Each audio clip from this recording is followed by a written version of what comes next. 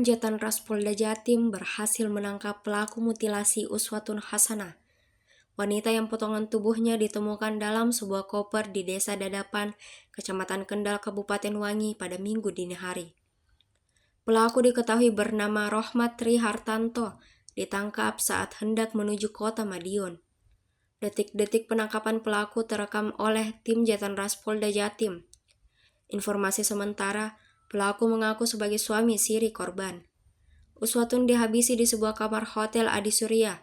Kamar 301 itu kini sudah dipasangi garis polisi.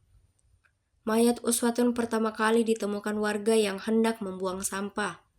Ketika ditemukan, kondisi jasad tidak berbusana dan tidak lengkap. Bagian tubuhnya ditemukan dalam kondisi termutilasi menjadi 3 bagian. Bagian tubuh lainnya ditemukan setelah polisi meminta pelaku menunjukkan lokasi di mana potongan lainnya dibuang. Kaki ditemukan di semak tepi jalan wilayah hutan desa, Kecamatan Sampung, Kabupaten Ponorogo. Potongan kaki korban dibungkus menyerupai sebuah paket. Sedangkan kepala janda 2 anak itu ditemukan di bawah jembatan Juruk Bang, Desa Selawe, Kecamatan Watulimo, Kabupaten Trenggalek.